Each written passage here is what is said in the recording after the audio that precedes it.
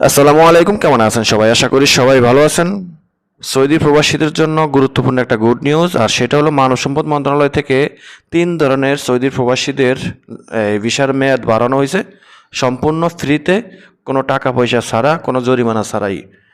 আর সেই 3 ধরনের ব্যক্তি হচ্ছেন সৌদি আরবে ভিজিট ভিসা এবং ওমরা ভিসা প্লাস ফাইনাল এক্সিটের মেয়াদ শেষ হয়ে গেছে যাদের, তারা অর্থাৎ ফেব্রুয়ারি মাসের এখন সৌদি আরবে এবং মধ্যপ্রাচ্য, পুরো মধ্যপ্রাচ্যে একটা বিশৃঙ্খলা সৃষ্টি হয়েছে যুদ্ধের কারণে।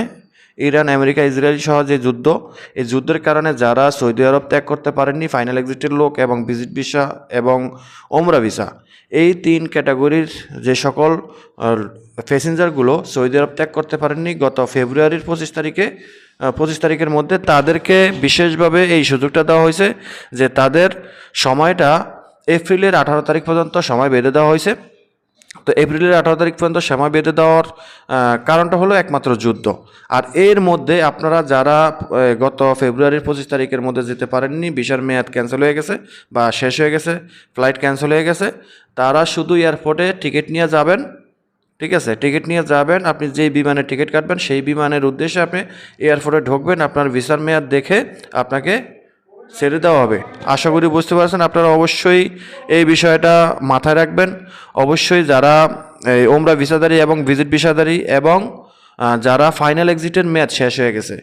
তো এখন কথা হলো যে অনেকে প্রশ্ন করতে পারেন যে আমাদের তো ফাইনাল এক্সিটের মেয়াদ, আমি এই 3 দিন পাইলাম, 4 দিন পাইলাম, আমারটাও তো শেষ হয়ে গেছে, আমি তো যেতে পারিনি ফ্লাইট ক্যান্সেল হয়ে যাওয়ার কারণে। সেটাও কিন্তু এই সুযোগের আওতায় আছে। অর্থাৎ ফেব্রুয়ারির 25 তারিখের মধ্যে যারা যেতে পারেনি তাদেরটা তো ক্যান্সেল হয়েই গেছে। এরপরে আপনারা যারা, অনেকের আছে ইকামার মেয়াদ খুব কম, ফাইনাল এক্সিটের মেয়াদ 2 দিন 5 দিন পাইছেন, তারাও শেষ হয়ে গেছে যুদ্ধের কারণে, টিকিট ক্যান্সেল হয়ে গেছে বা ফ্লাইট ছিল না, তারাও কিন্তু এই সুযোগের আওতায় আছেন। অর্থাৎ এই সময়টার মধ্যে গত ফেব্রুয়ারি মাসের 25 তারিখ থেকে যুদ্ধের কারণে যারা যারা ফ্লাইটগুলো ক্যান্সেল হয়ে গেছে এবং ভিসার মেয়াদ শেষ হয়ে গেছে, তারা সবাই কিন্তু এই সুযোগের আওতায় আছেন। আপনি শুধু এয়ারপোর্টে যাবেন, এরপরে আপনি যেই বিমানের টিকিট কাটবেন সেই বিমানের উদ্দেশ্যে যাবেন, আপনাকে ছেড়ে দেওয়া হবে।